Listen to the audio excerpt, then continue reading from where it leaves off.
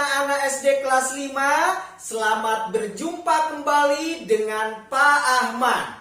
Ingat-ingat selalu pesan Bapak ya, laksanakan pembelajaran dengan senang hati, riang gembira, enjoy, tidak ada keterpaksaan, dan selalu laksanakan pembelajaran diawali dengan senyuman agar pembelajaran kita lebih bermakna. Nah, anak-anakku sekalian, untuk mengawali pembelajaran kita pada kali ini, marilah kita berdoa terlebih dahulu menurut agama dan kepercayaannya masing-masing. Berdoa mulai. Selesai.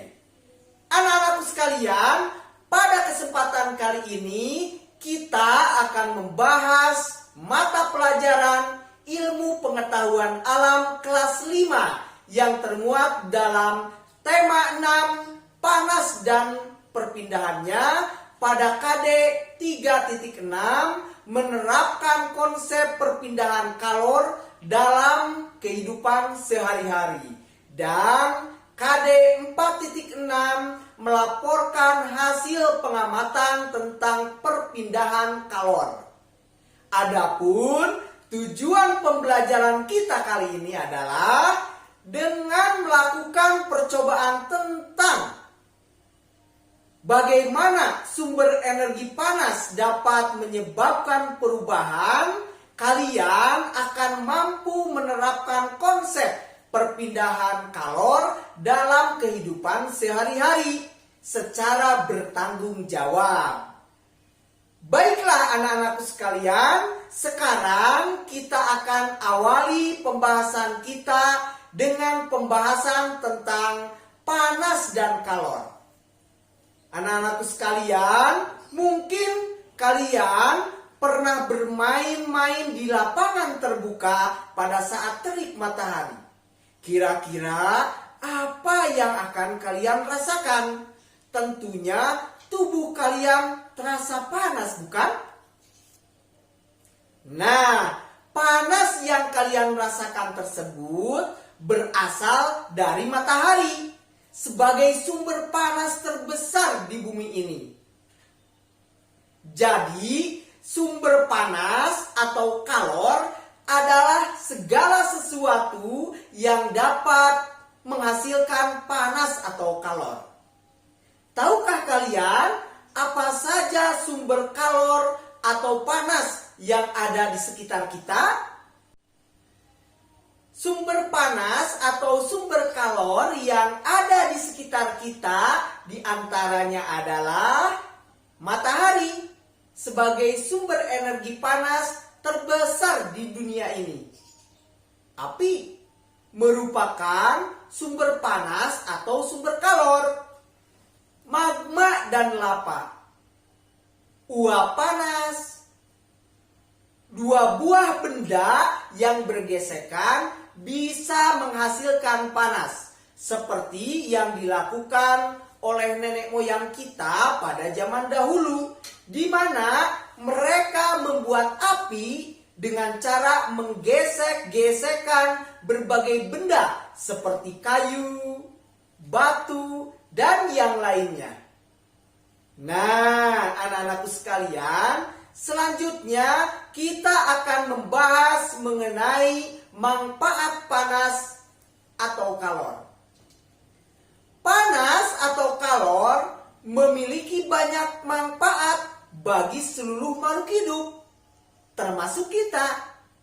Kita tidak akan bisa hidup tanpa keberadaan panas atau kalor. Adapun manfaat panas atau kalor bagi makhluk hidup diantaranya adalah 1. Manfaat bagi manusia.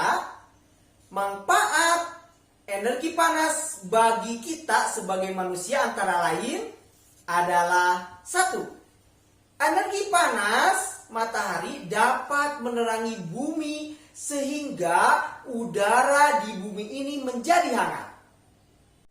Selanjutnya, energi panas matahari dapat dimanfaatkan untuk kesehatan Karena panas matahari pagi mengandung vitamin D yang baik bagi kesehatan tulang. Selain itu, energi panas matahari juga bermanfaat untuk kebutuhan sehari-hari. Di antaranya adalah untuk mengeringkan padi setelah dipanen, mengeringkan garam, mengeringkan ikan asin, bahkan untuk mengeringkan pakaian yang basah. Selanjutnya, api digunakan untuk kegiatan memasak atau merebus air. Panas setrika untuk membantu merapikan pakaian yang lusuh. Uap panas digunakan sebagai pembangkit listrik tenaga uap atau PLTU. Selanjutnya, manfaat bagi tumbuhan. Energi panas matahari membantu proses pembuatan makanan pada tumbuhan yang disebut sebagai proses fotosintesis. Makanan yang dihasilkan dari hasil fotosintesis menjadi sumber energi bagi makhluk hidup lainnya, termasuk kita. Selanjutnya, manfaat energi panas bagi hewan. Selain bermanfaat bagi manusia, energi kalor juga bermanfaat bagi hewan. Di antaranya untuk menghangatkan tubuhnya. Ada beberapa jenis hewan yang sangat membutuhkan energi panas dalam hidupnya agar mereka tetap dapat bertahan hidup. Contohnya ayam yang memerlukan panas dari matahari untuk mempercepat produksi telurnya. Nah, manfaat lain untuk hewan adalah untuk menguatkan tulang. Seperti manusia, hewan juga memerlukan energi matahari untuk membantu menguatkan tulangnya. Selain itu, manfaat yang diberikan energi matahari untuk hewan yaitu untuk meningkatkan sistem kekebalan tubuh dan membantu hewan dalam mencari makanan. Manfaat bagi hewan selanjutnya untuk mengatur suhu tubuhnya. Selain menghangatkan tubuh, energi matahari atau energi panas bisa juga bermanfaat untuk mengatur suhu tubuh hewan. Suhu tubuh sangat penting karena hal ini akan berakibat pada aktivitas kehidupan hewan. Selanjutnya adalah untuk mempercepat proses penumbuhan hewan. Anak-anakku sekalian, sekarang kita akan lanjut pada pembahasan perbedaan suhu dan panas atau kalor. Suhu adalah ukuran derajat panas atau dinginnya suatu benda. Perbedaan suhu dan panas, indera peraba seperti telapak tangan tidak dapat menentukan secara jelas derajat panas dan dinginnya suatu benda. Tangan hanya dapat memperkirakan panas atau dinginnya suatu benda. Tangan tidak dapat menentukan berapa nilai derajat panas atau dinginnya suatu benda. Pernahkah kamu pergi berkemah ke daerah pegunungan? Ketika malam hari saat kamu berkemah di daerah pegunungan, kamu akan merasakan bahwa cuaca di sekitarmu terasa dingin.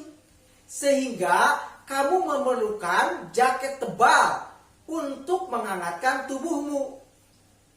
Lain halnya dengan penduduk yang tinggal di dataran tinggi seperti daerah pegunungan. Mereka tidak merasakan dingin seperti yang dirasakan oleh kita. Hal tersebut membuktikan bahwa indera peraba tidak dapat digunakan untuk mengukur derajat panas suatu benda. Karena setiap orang memiliki perbedaan dalam merasakan suhu di sekitarnya. Nah, dalam ilmu pengetahuan alam, untuk menyatakan tingkat panas dinginnya suatu keadaan, digunakan suatu besaran yang disebut suhu atau temperatur. Panas atau kalor dan suhu adalah dua hal yang berbeda. Energi panas merupakan salah satu energi yang dapat diterima dan dilepaskan oleh suatu benda. Ketika sebatang logam dipanaskan dengan api, batang logam tersebut mendapatkan energi panas dari api. Energi panas membuat batang logam tersebut menjadi panas. Ketika logam tersebut panas, suhunya meningkat. Ketika batang logam menjadi dingin, suhunya menurun. Suhu adalah besaran yang menyatakan tingkat panas suatu benda. Suhu suatu benda menunjukkan tingkat energi panas benda tersebut. Satuan suhu yang digunakan di Indonesia adalah derajat Celcius. Alat untuk mengukur suhu disebut termometer. Nah, anak-anakku sekalian, sekarang kita akan membahas tentang perubahan akibat perubahan suhu. Perubahan akibat perubahan suhu pada benda akan menyebabkan benda mengalami pemuaian dan penyusutan. Pemuaian panas adalah perubahan suatu benda yang dapat menjadi bertambah panjang, lebar, luas, atau berubah volumenya karena terkena kalor atau panas. Penyusutan adalah perubahan suatu benda yang menjadi berkurang panjang, lebar, dan luas karena terkena suhu dingin. Nah, anak-anakku sekalian, pemuaian dan penyusutan bisa terjadi pada logam, udara, dan air. Berikut ini adalah beberapa contoh pemuaian benda karena perubahan suhu dalam kehidupan sehari-hari. Yang pertama, pemasangan kaca jendela. Para tukang kayu selalu merancang ukuran bingkai jendela yang sedikit lebih lebar dari ukuran sebenarnya. Hal ini dilakukan oleh tukang kayu dengan tujuan untuk memberikan ruang pemuaian bagi kaca saat terkena panas. Jika bingkai jendela tidak diberi ruang pemuaian, maka ketika terkena panas akan mengakibatkan kaca menjadi retak atau bahkan pecah. Selain itu, untuk menghindari keretakan kaca saat ada bunyi yang menggelegar, seperti ketika ada petir atau bunyi keras lainnya. Yang kedua, ban sepeda atau motor dan mobil. Jika ban sepeda motor dan mobil diisi udara terlalu banyak, maka ban akan mengeras dan menjadi tidak nyaman dikendarai. Selain itu, mengisi udara terlalu penuh ke dalam ban sepeda atau mobil akan membahayakan pengemudinya. Ban yang diisi terlalu banyak udara dapat meletus dan dapat mengakibatkan kecelakaan. Hal ini disebabkan karena udara di dalam ban akan memuai karena panas. Contoh peristiwa serupa dengan pemuaian pada ban adalah pemuaian pada balon. Jika balon yang sudah ditiup diletakkan di bawah terik matahari akan meletus karena udara dalam balon akan memuai karena panas matahari. Selanjutnya, pemuaian yang terjadi pada gelas kaca. Pernahkah kamu melihat sebuah gelas kaca yang tiba-tiba pecah atau retak ketika dituangi air panas? Hal ini terjadi karena adanya pemuaian yang tidak merata pada bagian gelas. Oleh karena itu, disarankan agar tidak menuangi gelas basah atau gelas dingin dengan air panas yang baru mendidih. Nah, anak-anakku sekalian, selanjutnya pemuaian pada sambungan rel kereta api. Sambungan pada rel kereta api dibuat ada celah antara dua batang rel. Hal ini dilakukan untuk memberikan ruang muai sehingga saat terkena panas, rel tersebut tidak melengkung. Rel yang melengkung akan membahayakan gerbong kereta yang melewatinya. Nah, anak-anakku sekalian, berikut ini adalah beberapa contoh penyusutan benda karena perubahan suhu dalam kehidupan sehari-hari. 1. Penggunaan termometer. Termometer akan ditempelkan ke beberapa bagian tubuh seperti dalam mulut atau ketiak. Tujuannya adalah untuk mengukur suhu panas tubuh. Setelah beberapa lama, cairan di dalam termometer akan naik karena terjadi pemuaian setelah mendapatkan panas dari tubuh. Cairan akan berhenti pada angka tertentu untuk menunjukkan suhu tubuh.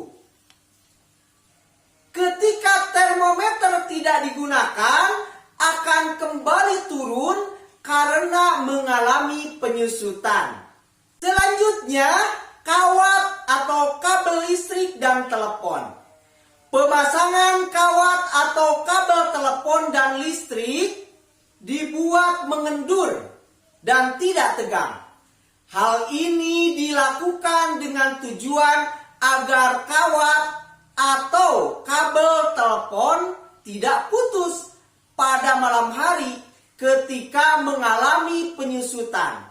Selain itu, agar kawat atau kabel tidak putus jika tertimpa pohon yang tumbang. Selanjutnya, penyusutan pada puding. Ketika agar-agar atau puding masih panas, berbentuk cair dalam wadah akan penuh. Tetapi setelah dingin, maka ukurannya akan sedikit berkurang. Selanjutnya, penyusutan pada ban. Jika sepeda yang telah dipompa diletakkan pada teras rumah yang terbuat dari keramik beberapa hari, maka ban tersebut akan mengempis. Nah, anak-anakku sekalian, sekarang kita sampai pada materi perpindahan panas atau kalor. Panas atau kalor berpindah dari benda yang bersuhu tinggi ke benda yang bersuhu lebih rendah. Panas berpindah dapat melalui 3 cara, yaitu yang pertama, perpindahan kalor secara konduksi. Konduksi adalah cara perpindahan panas atau kalor melalui zat perantaranya, seperti benda padat. Berpindah panas secara konduksi Disebut juga perpindahan panas atau kalor secara hantaran, yaitu perpindahan panas atau kalor tanpa memindahkan zat perantaranya, sehingga yang berpindah hanya energi kalornya saja.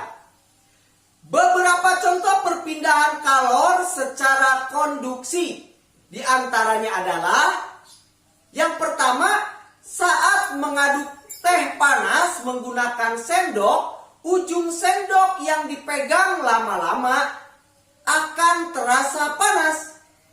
Hal ini membuktikan bahwa panas merambat melalui sendok. Selanjutnya, setrika listrik ketika dihubungkan dengan arus listrik, maka arus listrik akan mengalir melalui elemen pemanas, kemudian berpindah ke bagian alas setrika. Selanjutnya yang kedua, perpindahan kalor secara konveksi.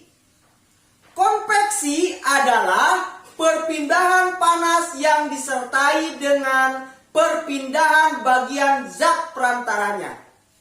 Umumnya, peristiwa perpindahan kalor secara konveksi terjadi pada zat cair dan zat gas.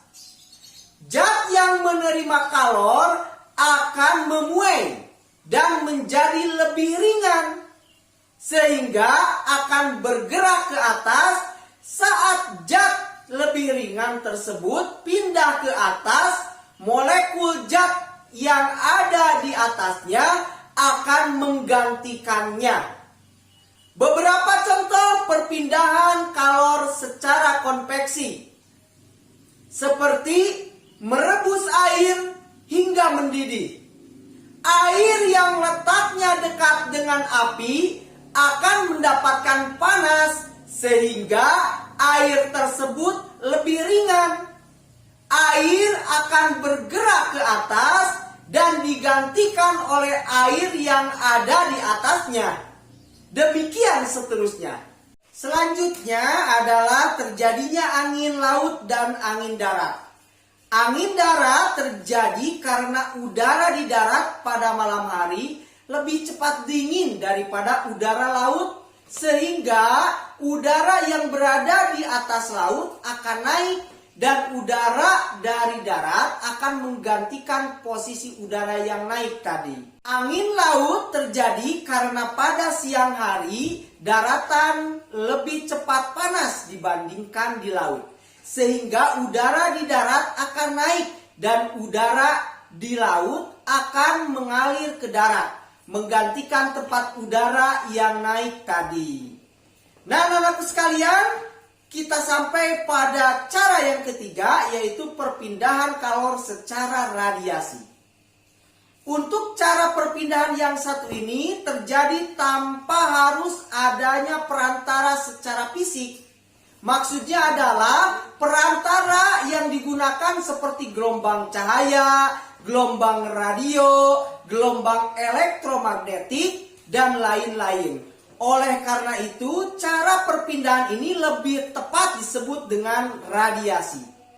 Salah satu contoh perpindahan panas secara radiasi ini adalah perpindahan panas dari matahari sampai ke bumi. Benda yang disinari matahari akan menyerap dan meningkat suhunya. Peningkatan suhu inilah yang membuat benda tersebut menjadi panas. Dan bagaimana matahari dapat memanaskan benda-benda yang ada di bumi? Caranya adalah dengan memanfaatkan gelombang cahaya yang dimiliki oleh matahari. Panas dihantarkan melalui sinar matahari yang menuju ke bumi dan benda-benda yang ada di dalamnya. Cara inilah yang disebut dengan perpindahan panas secara radiasi. Adapun beberapa contoh perpindahan panas secara radiasi lainnya seperti api unggun. Saat kita sedang berkemah di wilayah pegunungan yang berudara dingin, biasanya kita akan menyalakan api unggun, lalu duduk mengelilingi api unggun tersebut untuk menghangatkan tubuh. Panas dari api unggun berpindah secara radiasi ke semua arahnya. Inilah mengapa saat berada di sekitar api unggun, baik tubuh maupun benda akan terasa hangat. Contoh selanjutnya adalah menjemur pakaian di bawah sinar matahari. Radiasi termal dari mataharilah yang dapat mengeringkan baju yang basah. Selain mengeringkan panas, radiasi juga membunuh kuman, bakteri, serta jamur pada pakaian. Contoh selanjutnya adalah pembuatan ikan asin. Di daerah pesisir pantai juga lazim ditemui usaha pembuatan ikan asin. Proses pengeringan ikan asin dilakukan dengan radiasi panas dari sinar matahari yang diterima oleh ikan sehingga menjadi kering. Contoh lainnya adalah lampu inkubator di peternakan ayam. Sering ditemui adanya lampu inkubator untuk menghangatkan telur ayam dan anakan ayam. Perpindahan panas dari lampu inkubator lalu menyebar panasnya di ruangan di dalam inkubasi ini bertujuan untuk menjaga agar suhu di dalam inkubator tetap hangat.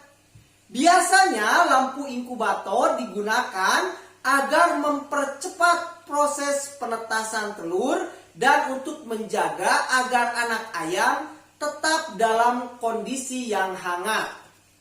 Nah, anak-anakku sekalian, silakan sekarang kalian pelajari lebih lanjut materi perpindahan kalori ini. Dan kita akan bertemu pada materi berikutnya. Terima kasih.